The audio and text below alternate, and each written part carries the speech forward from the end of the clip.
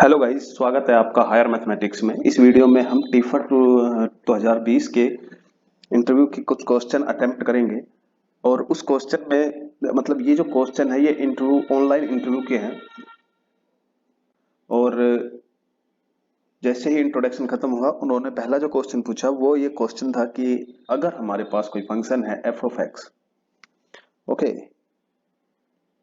वो कंटिन्यूअस है और उस फंक्शन का इंटीग्रेशन इंटीग्रेशन को इस तरह से डिफाइन किया था। ये इंटीग्रेशन डिफाइन है, ये इंटीग्रेशन फोर इक्वल होगा। ठीक है, इस तरह से कोई फंक्शन है क्या? ऐसा कोई फंक्शन एग्जिस्ट करता है? पहला क्वेश्चन ये था। और अगर करता है तो कितने ऐसे फंक्शन हैं जो ऐसे एग्जिस्ट होंगे? तो इसको करने के लिए ना, पहले क्वेश्चन का आंसर है yes there exist a function. And वो फंक्शन हम ले सकते हैं F of X is equal to 1/2। Okay, ये कांस्टेंट फंक्शन है, कॉन्टिन्यूअस फंक्शन है, और अगर हम इसको इस इंटीग्रेशन में पुट करते हैं तो ये 1/4 जो है आएगा। ठीक है, ये पहले क्वेश्चन का, इस क्वेश्चन का आंसर है does there exist such function. ठीक है, उसके बाद उन्होंने पूछा how many such function exist. The answer is unique, यही होगा F of X is equal to 1/2 is only function, such function. अच्छा, इसको प्रूव करने के लिए मैं एक आइडिया देता हूं कि 1/4 को अगर हम उधर लेके जाएंगे, इंटीग्रेशन के अंदर इस फंक्शन के साथ लेके जाएंगे और फिर उसका मोड लेंगे। ठीक है, इस चीज को जीरो के इक्वल प्रूव करेंगे। जीरो के इक्वल प्रूव करने के बाद हम ये सिद्ध करेंगे कि वो इसके अलावा, मतलब कि 1/4 के अलावा वहां कोई और सॉल्यूशन नहीं होगा, और वहां से एफ ऑफ एक्स की वैल्यू फाइंड आउट करेंगे। मतलब वो जो एक इक्वेशन बनेगी उसको 1/4 के इक्वल पुट करेंगे और फिर एक सॉल्यूशन फाइंड करेंगे। इस तरह से इसको प्रूव किया जाएगा। ठीक है, उसके बाद जो नेक्स्ट क्वेश्चन था उन्होंने रियल एनालिसिस से ही पूछा। वो क्वेश्चन ये था कि यूनिफॉर्म कॉन्टिन्यूटी की डेफिनेशन बताइए। वेरी बेसिक क्वेश्चन, डेफिनेशन बतानी थी यूनिफॉर्म कॉन्टिन्यूटी की। तो what is the definition? Uniform continuity की डेफिनेशन इस तरह से होगी, if we have a space या a domain where there is exist 2 point x and y, okay, and its image are f of x and f of y, then if both x and y are come close to each other, when x and y comes close to each other, then their image must come close to each other, okay, and they are independent of these, मतलब ये जो variable है, domain है के element है, उनसे independent होगा ये एप्सिलॉन। और ये डेल्टा जो हमें मिलेगा वो एप्सिलॉन और एक्स एंड वाई से इंडिपेंडेंट होगा। मतलब तो इस डेफिनेशन को हम यूनिफॉर्म कॉन्टिन्यूटी की डेफिनेशन कहेंगे। आप इसको इस तरह से ही सोच के देखिए कि कॉन्टिन्यूटी में क्या डिफरेंस होता है। एक पॉइंट फिक्स होता है और उस पॉइंट की तरफ हम आते हैं। यहाँ पे ये दोनों पॉइंट एक दूसरे की तरफ आ रहे हैं यूनिफॉर्म कॉन्टिन्यूटी में। ये कुछ इसी तरह से डिफाइन है। ठीक है, और इसकी मैथमेटिकल डेफिनेशन जो है वो सिंपल सी है कि F is continuous function and the delta is independent of epsilon and x and x is a that variable. ठीक है, तो इस तरह से ये यूनिफॉर्म कॉन्टिन्यूअस की डेफिनेशन डिफाइन होगी। ठीक है, उसके बाद जो है नेक्स्ट क्वेश्चन जो उन्होंने पूछा वो था, एक एग्जांपल लिया उन्होंने, F of X is equal to sine X square. Okay,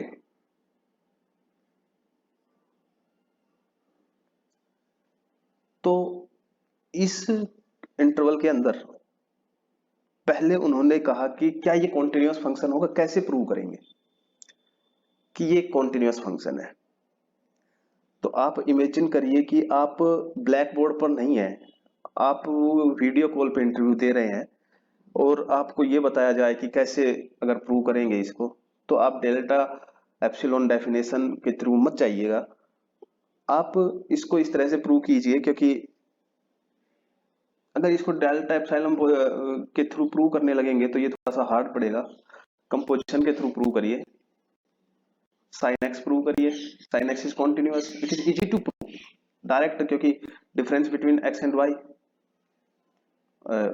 minus sine y is always less than x minus Y.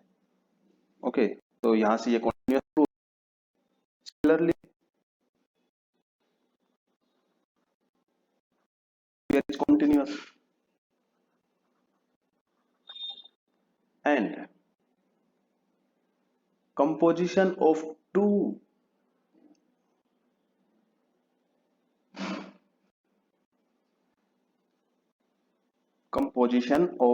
continuous function is continuous। Okay, तो इस से ये continuous function प्रूव हो जाता है। ठीक है, तो अब उसके बाद ये क्वेश्चन बनता है कि क्या ये यूनिफॉर्म कॉन्टिन्यूअस होंगे। आप सोचिए यूनिफॉर्म कॉन्टिन्यूटी के लिए क्या चाहिए, और अगर कॉन्टिन्यूअस नहीं है, यूनिफॉर्म कॉन्टिन्यूअस नहीं है, तो कोई ना कोई एक ऐसी सीक्वेंस निकालिए जो हो रही हो, लेकिन फंक्शन की इमेज जब निकाले उस सीक्वेंस की तो वो जीरो ना हो। ये आइडिया दे रहा हूं मैं कि एक ऐसी सीक्वेंस एग्जिस्ट करेगी। ठीक है, उस सीक्वेंस को लिखते हैं हम, एक्शन लिखिए square root of n pi plus pi by 2। Okay, and y n लिए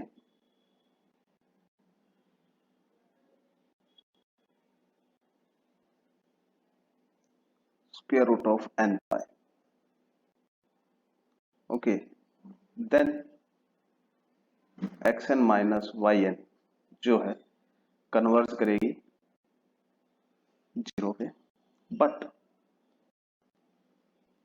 साइन ऑफ एक्स एन का स्क्वायर क्या होगा, sine n pi plus by 2 minus sine y n का स्क्वायर यानी कि साइन एन पाई जो कि जीरो होगा, और इसका मोड जो है वो आएगा 1। ठीक है, ये 1 है, does not equal to zero. तो इस तरह से ये यूनिफॉर्म कॉन्टिन्यूअस नहीं है ऑन आर। आप समझिए ऑन आर। ठीक है, अब बात आती है कि क्या ये यूनिफॉर्म कॉन्टिन्यूअस है ऑन ए गिवन इंटरवल। अगर आपके पास एक इंटरवल दिया हुआ है 0 1, उस इंटरवल पर क्या ये यूनिफॉर्म कॉन्टिन्यूअस है। तो आप देखिए ये जो सीक्वेंस है ये उस इंटरवल में when n tends to infinity वो एग्जिस्ट ही नहीं करेगी। ये जब n इंफिनिटी जाएगा तो ये इस इंटरवल में 0 1 इंटरवल में नहीं आएगी ये वाली सीक्वेंस। ठीक है, तो सोचना है कि क्या ये इस गिवन इंटरवल में यूनिफॉर्म कॉन्टिन्यूअस होगा। तो आंसर है यस, ये यूनिफॉर्म कॉन्टिन्यूअस होगा इस गिवन इंटरवल में। क्यों? क्योंकि both the end point at both the end point their limit exist at the end point of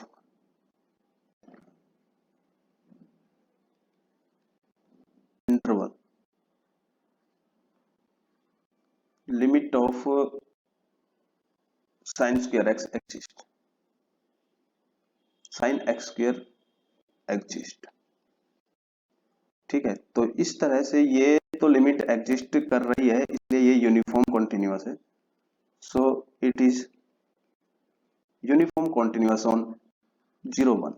okay, तो ये एक अच्छा क्वेश्चन था और ये लगभग पूछा भी जाता है, हर जगह पे आपसे पूछा जाएगा लगभग इंटरव्यू में, और खासकर एमएससी बेस्ड इंटरव्यू में तो मतलब पूछा ही जाता है ये, जहां रियल की बात होगी।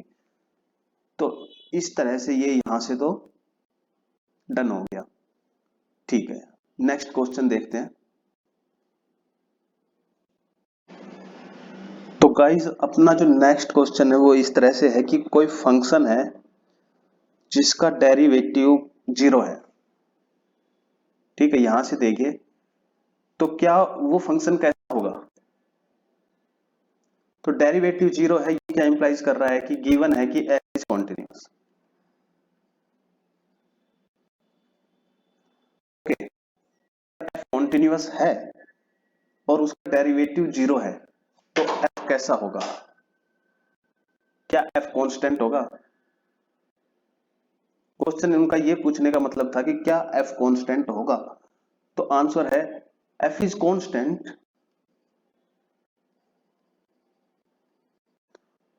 On A given domain, on A connected domain. ठीक है, अगर आप कनेक्टेड यूज नहीं करते हैं तो आपका ये क्वेश्चन गलत हो जाएगा, क्योंकि वो यही पूछना चाह रहे हैं कि कौन सी डोमेन यूज करेंगे ये। तो आपको डोमेन कनेक्टेड यूज करनी है। ठीक है, तो यहां से इसके कनेक्टेडनेस का वो पता करना चाह रहे थे। ठीक है, अगला क्वेश्चन काफी अच्छा क्वेश्चन था ये। कई बार बच्चे सिर्फ डायरेक्ट एफ इज कॉन्स्टेंट बोल देते हैं, लेकिन ये नहीं है, क्योंकि इसका एग्जाम्पल भी है। If we take F of X is equal to 3 when x belong to 0 to half and 1 when x belong to half to 1. Okay, this is not constant function but it is continuous. uh, it is continuous, ये 1/3 कर लीजिए आप, ये 1/3। now it is continuous function. Okay, तो but इसका derivative जो है वो 0 है। नेक्स्ट क्वेश्चन, इस क्वेश्चन में क्या है? इस क्वेश्चन में ये दिया हुआ है कि t इज लीनियर ऑपरेटर है such that T square is equal to T. Okay, question उन्होंने ये पूछा कि ऐसे किसी ऑपरेटर का आप मतलब एग्जांपल दे सकते हैं, ऐसे किसी ऑपरेटर का आप एग्जांपल दे सकते हैं। तो एग्जांपल ये है, if you take a projection operator,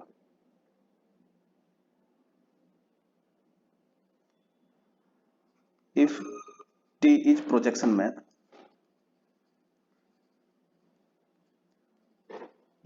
then T square is equal to T, और प्रोजेक्शन मैप की ये प्रॉपर्टी होती है। ठीक है, ये पहला क्वेश्चन हो गया। उसके बाद जो नेक्स्ट क्वेश्चन है, उस क्वेश्चन में उन्होंने ये पूछा है कि क्या ये जो टी है, इस तरह का टी, वो डायगोनलाइजेबल होगा। तो पहले तो डायगोनलाइजेबल की प्रॉपर्टी जो यहाँ यूज करनी है वो ये है कि कोई भी ऑपरेटर डायगोनलाइजेबल तब होगा जब हम उसकी मोनोटोनिक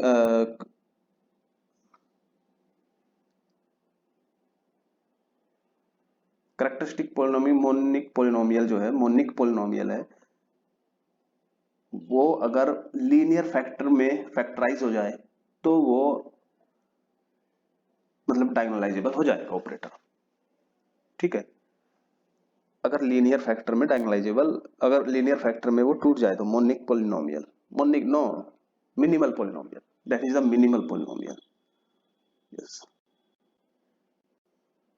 तो if the minimal polynomial, okay, if the minimal polynomial of t can be factorized in linear factor, can be in a linear factor,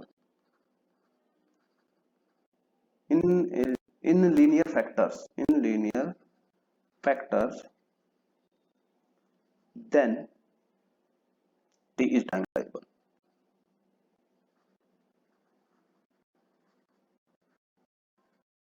तो उसके लिए वो प्रूव करनी होगी कि जो है इसकी मिनिमल पोलिनोमियल क्या है।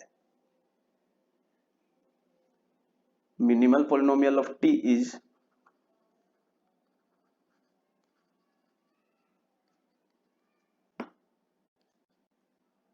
टी स्क्वायर माइनस टी, क्योंकि अगर आप इसको इधर लेके आएंगे तो ये 0 के इक्वल होगा। यहां से ये पता चल रहा है कि T satisfy x into x minus 1 polynomial. मतलब अगर आप टी इसमें पुट कर रहे हैं इस इक्वेशन में तो भी वो जीरो आ रहा है, इसका मतलब ये हो गया।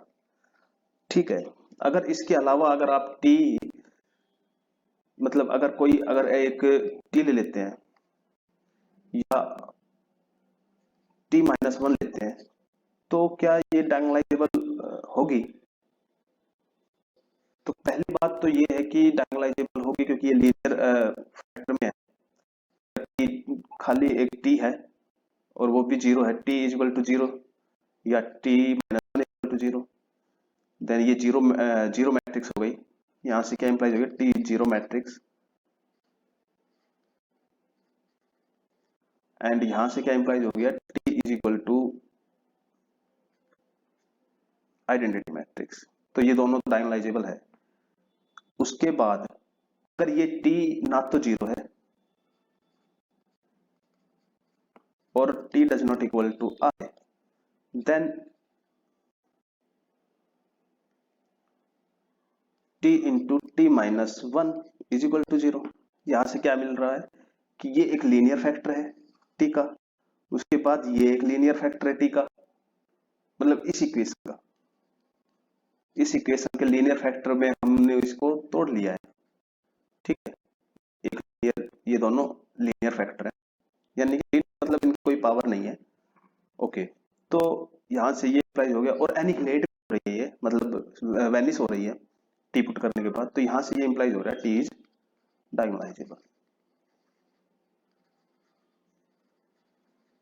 ओके, तो ये क्वेश्चन थे कुछ, क्योंकि हम इंटरव्यू नहीं दे रहे हैं यहाँ पे, सिर्फ उन्हें सोल्व कर रहे हैं, तो हमें टाइम बिल्कुल नहीं लग रहा है। लेकिन जब इंटरव्यू दिए जाते हैं किसी, मतलब किसी के सामने अगर हम एज एन इंटरव्यूअर हैं, तो यही क्वेश्चन जो है सोचने में और इनका आंसर देने में काफी समय लगता है।